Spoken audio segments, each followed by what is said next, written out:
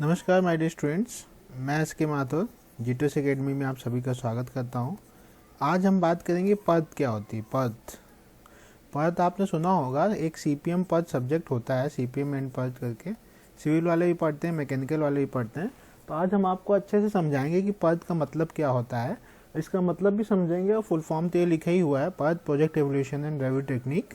ठीक है, ये तो हम समझ ही गए कि ये इसका फुल फॉर्म होता है, लेकिन इसको कैसे डेवलप किया गया, क्यों डेवलप किया गया, इसका यूज़ क्या है और इंजीनियरिंग ट्रेड में हम इसको क्यों पढ़ते हैं, मैकेनिकल में भी पढ़ाते हैं, सिविल में भी पढ़ाते हैं, क्या इम्पोर्टेंस है इसकी। हम जितनी भी चीज़ें पढ़ते हैं हर चीज़ की इम्पोर्टेंस है कुछ ना कुछ, लेकिन हमारी एजुकेशन के टाइम हमें वो चीज़ नहीं बताई जाती।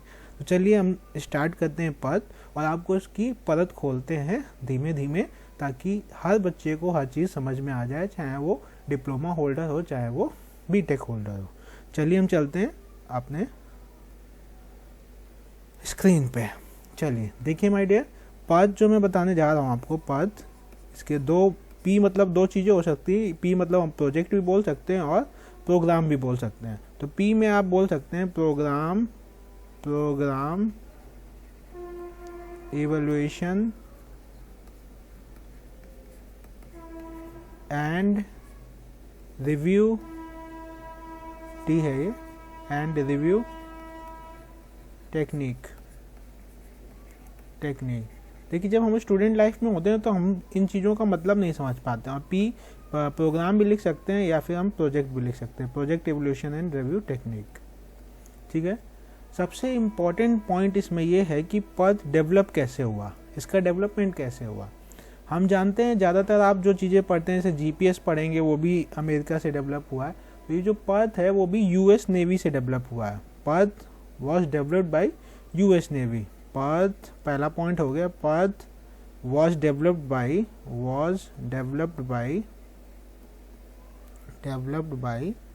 US navy. यूएस नेवी मतलब नेवी, मतलब इस नेवी का काम है, तो कुछ ना कुछ ये ऐसा प्रोजेक्ट कर रहे होंगे कि कोई चीज़ नई बनाने की कोशिश कर रहे होंगे। नेवी जैसे अपने यहाँ इंडियन आर्मी है, वो भी रिसर्च एंड डेवलपमेंट काम करती है डीआरडीओ की मदद से। डीआरडीओ पे कुछ ना कुछ नई मिसाइल्स और ये सब डेवलप करने की कोशिश करती है। वैसे ही पद जो है वो डेवलप किया था यूएस नेवी ने कुछ काम करते वक्त। ये कब डेवलप हुआ था? ड्यूरिंग 1950, लेट 1950s, जब हम लोग 1950s में हम लोग इंडिपेंडेंट हुए थे। जिस टाइम हम लोग इंडिपेंडेंट हुए थे उस टाइम की बात है। 1950 में अपने देश का संविधान लागू हुआ था। वो तो 1947 में आज़ाद गए थे। जब हमारा देश का संविधान लागू हुआ था उस टाइम पर टेक्निक जो थी वो डेवलप कर चुका था यूएस नेवी। ये किस लिए डेवलप किया था? To accelerate the development of the Polaris fleet ballistic missile. एक ये ज़्यादा डिटेल में जानने की नहीं जरूरत है, ये डेवलप कर रहे थे पोलरिस फ्लीट, ये इंपॉर्टेंट नहीं है, बैलिस्टिक मिसाइल का ये लोग डेवलपमेंट कर रहे थे। उस टाइम उन्होंने इस टेक्निक को इजाद किया था। ठीक है, जैसे पद जो है उसका फुल फॉर्म तो आप लोग जान ही गए हैं। अब हम देखते हैं जो project evolution and review technique है वो किस लिए यूज़ की जाती है। ठीक है, पद इज यूज्ड फॉर प्लानिंग। आप देखिए, पद इज यूज्ड फॉर प्लानिंग। इस सब पे ध्यान दीजिएगा। प्लानिंग, आप कोई भी एग्ज़ाम निकालने के लिए प्लानिंग करनी पड़ेगी, तभी आपका एग्ज़ाम निकालेगा। बिना प्लानिंग के आप कोई चीज़ नहीं कर सकते। वैसे ही प्रोजेक्ट के साथ होता है। प्लानिंग, शेड्यूलिंग, आपको एक टाइम टेबल बनाना पड़ेगा अपना। Planning, scheduling and monitoring the project. तो पद is used for planning, scheduling and monitoring the project. Monitoring the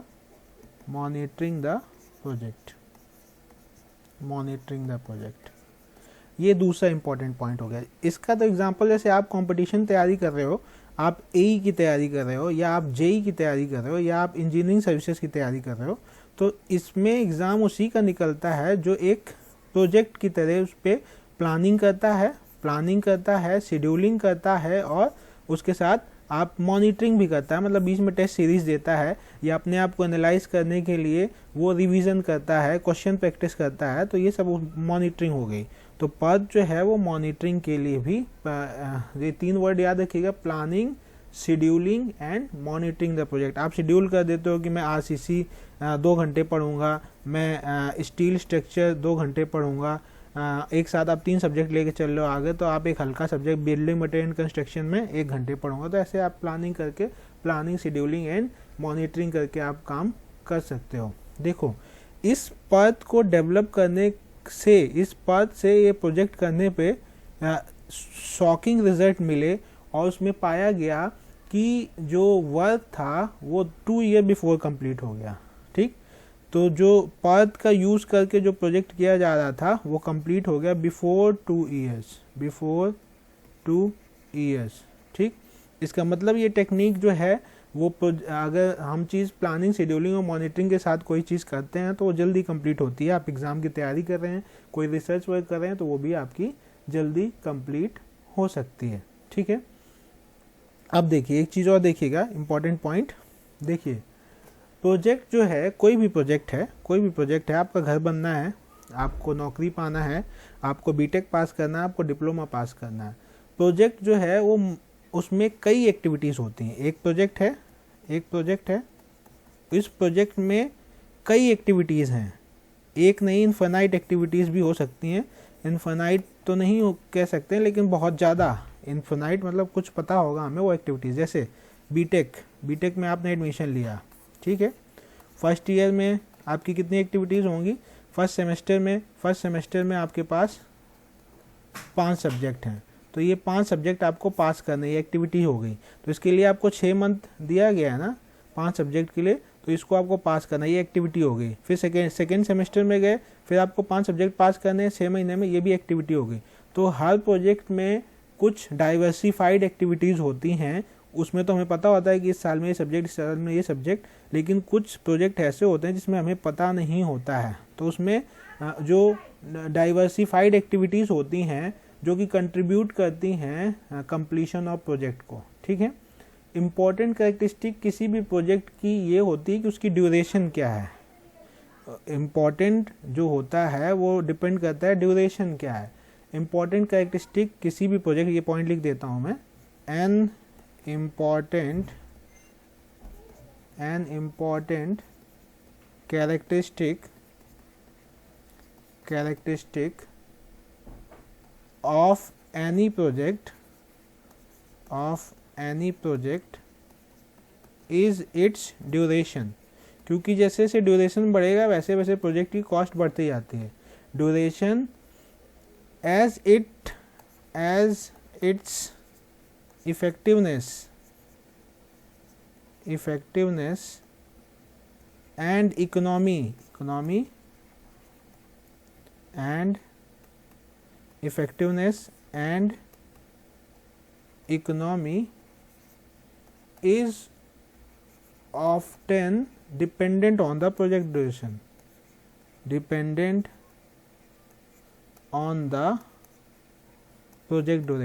मतलब प्रोजेक्ट की जो ड्यूरेशन होती है अगर वो बढ़ेगी तो आपका पैसा ज़्यादा लगेगा। ठीक है, उसकी इफेक्टिवनेस जो होगी वो भी अगर आप effectiveness and economy is often dependent upon the project. मान लो आप बहुत ज़्यादा टाइम लगा रहे हो, एक एक चीज़ बहुत ध्यान से कर रहे हो, बहुत समय लगा के कोई चीज़, तो उसकी इफेक्टिवनेस बढ़ जाएगी, लेकिन इफेक्टिवनेस भी बढ़ेगी, इकोनॉमी भी बढ़ेगी। आप कोई काम बहुत जल्दी कर रहे हो, प्रोजेक्ट तो जल्दी खत्म हो जाएगा लेकिन उसकी इफेक्टिवनेस अच्छी नहीं होगी, इकोनॉमी जल्दी खत्म करने में आपको रिसोर्स ज़्यादा देने पड़ेंगे, तो हो सकता है कि आपके प्रोजेक्ट की कॉस्ट अल्टीमेटली बढ़ जाए। ठीक है, तो ये हमें चीज़ों को समझना चाहिए कि टोटल प्रोजेक्ट ड्यूरेशन जो है वो डिपेंड करती है time taken by each activity. Total project की ड्यूरेशन जो होती है हर एक्टिविटी के द्वारा जो टाइम लिया गया उस पर डिपेंड करती है। मान लो किसी का फर्स्ट ईयर में बैक लग गई, हाँ, मैथ में लग गई, मैथ सेकेंड में किसी की बैक लगी, वो फाइनल ईयर तक क्लियर नहीं कर पाया, तो प्रोजेक्ट ड्यूरेशन बढ़ जाएगी। 4 साल होने के बाद भी वो क्या करेगा, बैक पेपर देगा। तो इससे आप अच्छे से समझ पाए होंगे शायद। तो total project duration depends on the time taken by each activity. एक एक्टिविटी रहेगी आपकी मैथ वाली, तो उसमें बैक लग गई तो डिप्लोमा में हो तो ड्राइंग में लग गई अगर, तो आप 3 साल बाद पेपर देने आओगे, बीटेक में 4 साल बाद फॉर्म भरोगे। तो इसका ये इंपॉर्टेंट पॉइंट है, total project duration depends on the time taken by each activity. Total project duration, project कुछ भी हो सकता है, total project duration depends on the time taken by each activity। कोई भी प्रोजेक्ट एक एक्टिविटी तो होती नहीं है, हर एक्टिविटी जितना टाइम ले रही है, और एक्टिविटीज एक दूसरे पे डिपेंडेंट भी होती हैं, वो बाद में डील करेंगे। अभी हम केवल आपको पथ बता रहे हैं क्या होता है, फिर एक वीडियो में सीपीएम बता देंगे, फिर एक वीडियो में डिफरेंस बता देंगे। और कुछ आपको डाउट हो किसी चीज़ में तो आप कमेंट करके बताइएगा, मैं वो भी बनाने की कोशिश करूँगा। और काफ़ी वीडियोज़ पड़े हैं, FM सोम, ये आप देख सकते हैं, ठीक है। अब देखिए, अब इम्पोर्टेंट तो ये है कि कोई एक्टिविटी अगर आप करने जा रहे हैं, ठीक, कोई भी एक्टिविटी, मान लो कि आप प्रिपरेशन कर रहे हो जेई की, ठीक है। असल में अपने इंडिया में दिक्कत ये है कि कोई भी एग्ज़ाम जो है वो रेगुलर नहीं होता है। जैसे जो आयोग बनाए गए हैं, UPSSC बनाया गया है या UPPSC बनाया गया है, तो इनका काम क्या था कि हर साल बच्चों को नौकरी दीजिए। अब हर साल नौकरी निकली नहीं रही है, तो उससे क्या होता है कि बच्चों की प्लानिंग, शेड्यूलिंग और जो वो है वो चीज़ें तीनों जो है मॉनिटरिंग, वो तीनों इफ़ेक्ट कर रही हैं। अगर हर साल एग्ज़ाम हो तो बच्चा प्रिपेयर होके बैठा है तो उसको इसमें दिक्कत ना हो, ठीक है। तो अब जैसे ये UPSSC जो है, मान लो 2016 का जो वैकेंसी है 2023 में रिजल्ट दे रहा है, डॉक्यूमेंट वेरिफिकेशन करवा रहा है, तो इसका मतलब क्या हुआ कि इन्होंने प्लानिंग नहीं की थी सही से, बच्चों को वेट करवाया फर्जी इतना टाइम, और बच्चों का तो इसमें जो टाइम ड्यूरेशन थी वो पता नहीं थी स्टूडेंट्स को प्रोजेक्ट की, ना आयोग को पता होगी। आयोग अगर टाइम पे चाहता तो चीज़ें हो सकती थी। तो इसका मतलब ये हुआ कि जो टाइम का एस्टिमेशन होता है किसी भी एक्टिविटी को, वो तो या हो सकता है या तो आपको एक्सपीरियंस हो बहुत ज़्यादा, तो आपको पता हो, जो एक्टिविटी बार बार करते हो तो पता हो आपको ये इस टाइम पे हो सकती है। कुछ प्रोजेक्ट ऐसे होते हैं जिसमें हमें टाइम नहीं पता होता कितना लेगा, क्योंकि उसके वो एक्टिविटी पहली बार हो रही होती है, वो पास्ट में ऐसी नहीं हुई होती है। तो जो estimation of time required for any activity require wide experience of similar activities. उसके जैसी एक्टिविटी, जैसे घर बनना है, तो घर बनना है सबको पता है घर बनेगा अगर, सबसे पहले क्या करोगे आप, मिट्टी खोदोगे, मिट्टी खोद के वहाँ फाउंडेशन डालोगे, फाउंडेशन डालने के बाद आप कॉलम कास्ट करोगे, ठीक, कॉलम कास्ट करने के बाद नीचे जाल बांध के फाउंडेशन डाल दिया, फिर कॉलम कास्ट कर दिया, उसके बाद टाई बीम डाल दिया। तो ये सब चीज़ें रिपीट होती थी तो लोगों को पता है। लेकिन पथ में जो होता है टाइम एस्टिमेट, वो क्लियर नहीं पता होता है। तो उससे पहले हम यहाँ पे देख लेते हैं कि एस्टिमेशन जो होता है, देखो एस्टिमेशन का मतलब आपको पता ही होगा, एक एग्जैक्ट एस्टिमेट निकालना। तो एस्टिमेशन ऑफ जो टाइम होता है वो दो प्रकार से किया जा सकता है। Estimation of this time estimates can be done by two ways। ये चीज़ें भी समझना, जो मैं बता रहा था वही चीज़ें हैं। नंबर 1 है डिटर्मिनिस्टिक अप्रोच,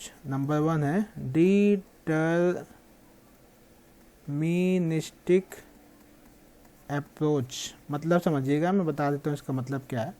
डिटर्मिनिस्टिक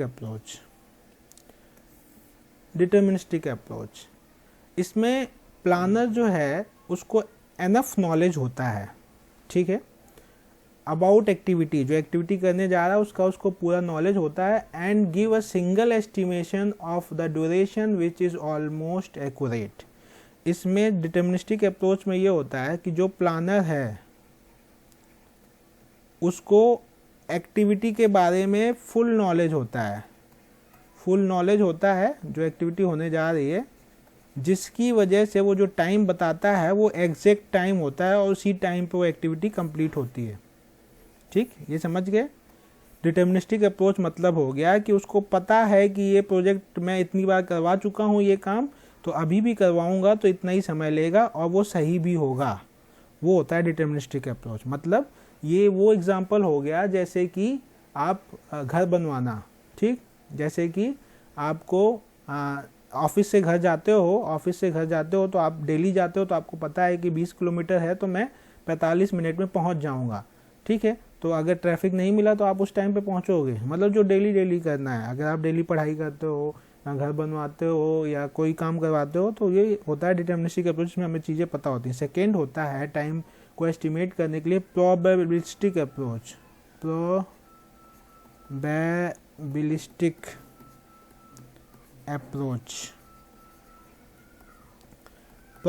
अप्रोच, इसको ध्यान से, इसमें देखो प्रोबेबिलिटी जैसे शब्द हम लोग यूज़ करते हैं वो यूज़ हुआ है, तो प्लानर जो है इसमें उसको कोई आइडिया नहीं होता उस एक्टिविटी का, as there is a little और no past history about it.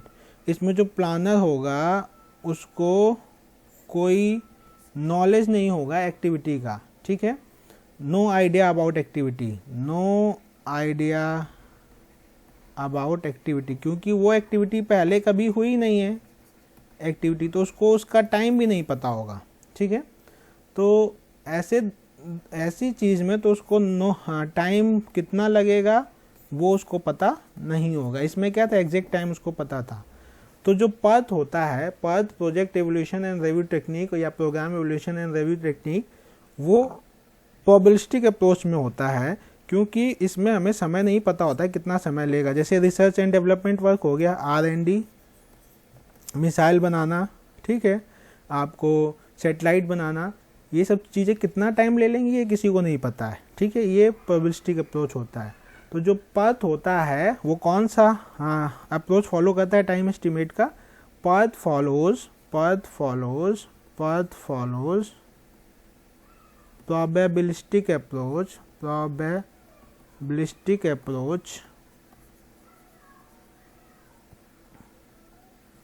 and absorb the uncertainties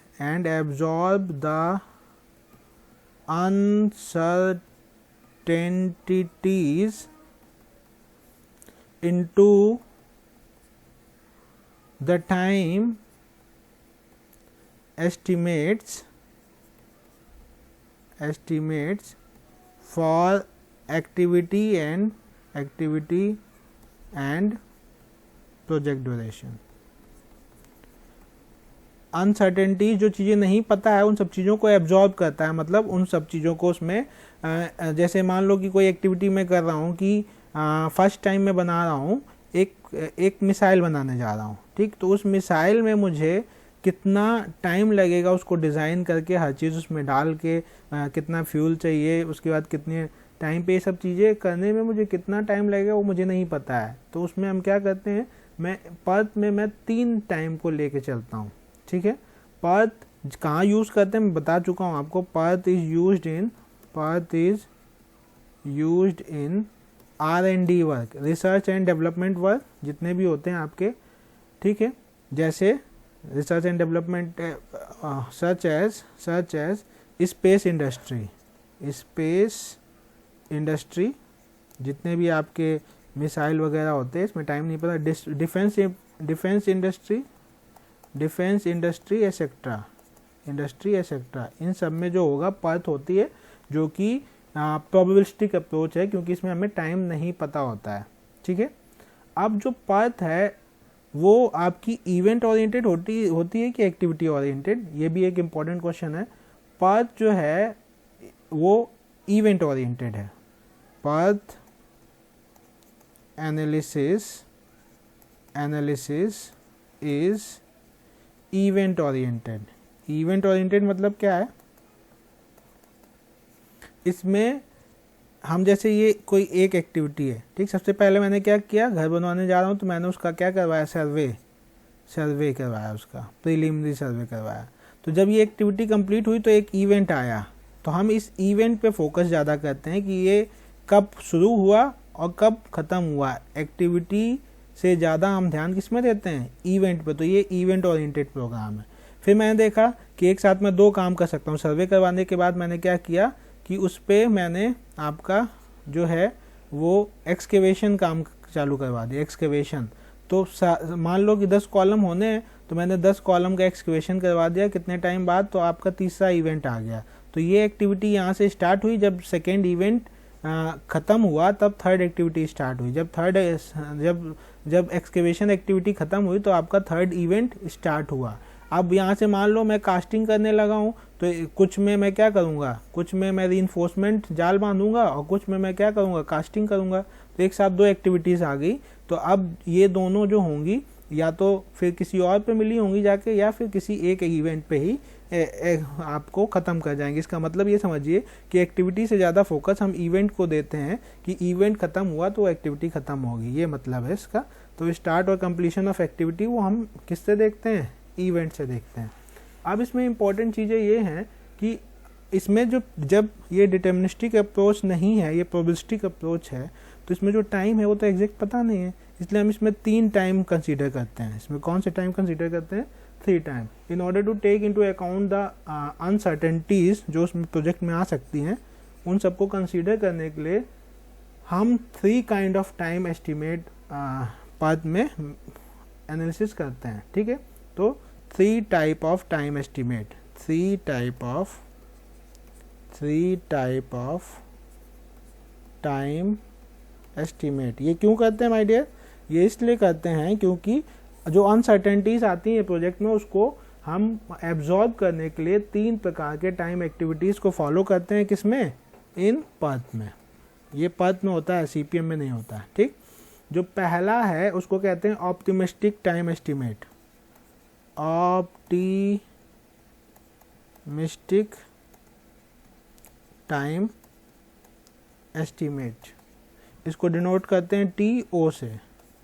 second जो होता है वो होता है पेसिमिस्टिक टाइम एस्टिमेट, पेसिमिस्टिक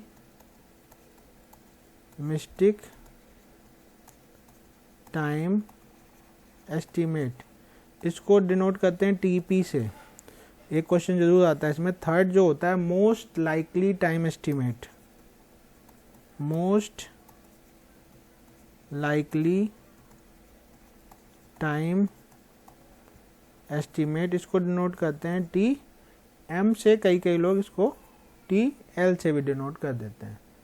अब इसको मैं लिखूंगा नहीं, आपको समझा देता हूं कि ऑप्टिमिस्टिक टाइम वो टाइम होता है जिसको minimum time required for an activity. Optimistic time जो होता है वो minimum time required by an activity, वो होता है आपका ऑप्टिमिस्टिक टाइम।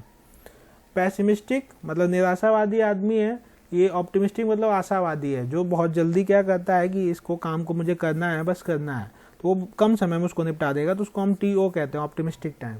पेसिमिस्टिक टाइम क्या होता है, समझ गया ऑप्टिमिस्टिक टाइम, तो it is the minimum time required for an activity if everything goes perfectly well, अगर सब कुछ बहुत अच्छे से चलता है, विदाउट एनी प्रॉब्लम और adverse condition develop during the execution of the activity. ठीक है, ये जो ऑप्टिमिस्टिक टाइम है, in this time estimate no provision are made for delays or the setback as better than the normal condition are assumed to be, ये हम normal condition से भी अच्छी कंडीशन मान के चलते हैं। मतलब ये ऑप्टिमिस्टिक जो है एक आइडियल है, ये एग्जिस्ट नहीं कर सकता। ठीक है, पैसिमिस्टिक जो है ये मैक्सिमम टाइम, निराशावादी है, नहीं हो सकता, दूसरों को पे ही ब्लेम लगाता रहता है। ठीक है, अगर ये क्या होता है pessimistic time, maximum time required by an activity if everything goes wrong and abnormal situation prevails, ये ऐसा मान के चलता है कि सब कुछ खराब ही होगा और एग्ज़ाम जो आने वाला है उसकी डेट आ गई, लेकिन वो मान के चल रहा है कि नहीं एग्ज़ाम कैंसिल हो जाएगा। तो ऐसे लोग जो होते हैं वो पेसिमिस्टिक होते हैं, वो सोचते हैं अगली साल टाइम ज़्यादा मिल जाएगा, निकाल लेंगे, फिर वो वेट करते रहते हैं, एग्ज़ाम डेट आ जाती है, फिर वो नहीं निकाल पाते, फिर वो सोचते हैं एग्ज़ाम पोस्टपोन्ड हो जाए। तो ये जो होता है मैक्सिमम। ठीक है, और मोस्ट लाइकली टाइम जो होता है time required to complete an activity normal condition prevails, अगर नॉर्मल कंडीशन रहती है तो नॉर्मल कंडीशन प्रिवेल करती है तो आपका टाइम क्या आता है, तो वो मोस्ट लाइकली टाइम आता है। तो इसके लिए हम क्या करते हैं, नॉर्मल कंडीशन प्रिवेल करती है तो हम मानते हैं कि आपका this time estimate lies between the pessimistic and optimistic time के बीच में लाई करता है। अब एक आपको ग्राफ बना के दिखाता हूँ, नेक्स्ट पेज पे चलते हैं। देखिए नंबर ऑफ एक्टिविटीज़, एक प्रोजेक्ट में कई एक्टिविटीज़ होती हैं, तो एक साइड में यहाँ पे बना रहा हूँ नंबर ऑफ एक्टिविटीज़, और एक साइड में बना रहा हूँ टाइम ड्यूरेशन, टाइम। ठीक, टाइम। अब देखिए कोई भी प्रोजेक्ट है, वो मान लो कि कोई एक्टिविटी है आपकी, वो यहाँ से ये आपका प्रोजेक्ट का जो कर्व बन रहा है वो आपका कुछ ऐसा बन रहा है। ठीक, ये कोई एक्टिविटी है ए, ये कोई एक्टिविटी है बी, ये कोई एक्टिविटी है आपकी सी। ठीक है, कोई प्रोजेक्ट है जिसका मैंने देखा कि ये नंबर ऑफ एक्टिविटीज़ जो हैं इस टाइम पे, फिर ये नंबर ऑफ एक्टिविटीज़ इस टाइम पे, ये नंबर ऑफ एक्टिविटीज़ ऐसे करते हुए एक आप कर्व प्लॉट किया है। तो जो सबसे कम टाइम चाहिए होता था मिनिमम, वो क्या था आपका, क्या था, ऑप्टिमिस्टिक टाइम। पेसिमिस्टिक टाइम सबसे ज़्यादा जो टाइम, वो आपका पेसिमिस्टिक टाइम। और जो मोस्ट लाइकली टाइम था वो आपका टीएम था, वो जो सेंटर में है, ये पीक में होता है आपका, ये आपका टीएम हो गया। ये आपके 3 टाइम हैं। इसको फ्रीक्वेंसी डिस्ट्रीब्यूशन कर्व के नाम से भी जाना जाता है। ठीक है, तो इसके ये क्वेश्चन आ सकता है, ये कौन सा कर्व है, frequency distribution curve. Frequency distribution curve किसके बीच में प्लॉट करते हैं, number of activities and the time. उसमें आपको मिल जाता है ये टाइम। एक नोट लिख लीजिएगा, These time may look normal or simple, but they provide useful information about the expected uncertainties in an activity, are usually expressed in days, week or month and represent the calendar dates and not actual working days। ठीक है, मतलब लिखने की जरूरत नहीं है, not so important. आप लिखना चाहो तो लिख सकते हो कि ये जो तीनों आपके टाइम एस्टिमेट हैं, इन तीनों का यूज़ करके मैं एक अप्रॉक्सीमेट टाइम निकालता हूँ, एक्सपेक्टेड टाइम जिसको कहते हैं, उसको हम TE से डिनोट करते हैं। उसमें इन तीनों को हम वेटेज देते हैं, और वो फॉर्मूला बहुत इंपॉर्टेंट है।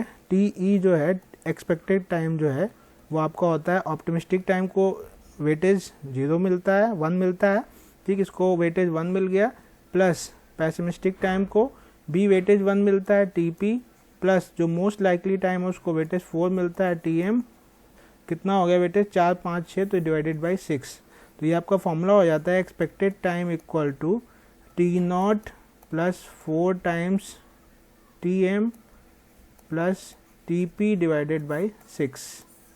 तो ये आपका एक्सपेक्टेड टाइम हो गया, जो कि कई बार पूछा जाता है। और पर्थ में ये एक्सपेक्टेड टाइम को लेके हम चलते हैं, कैलकुलेट करते हैं एक्सपेक्टेड टाइम को, ताकि हम पता लगा सकते हैं।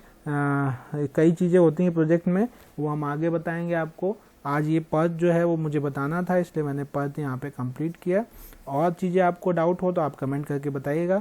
आई होप ये वीडियो आपको समझ में आया होगा। अगर समझ में आया तो लाइक से सब्सक्राइब जरूर कर दीजिएगा। Thank you for watching this video. Thank you a lot.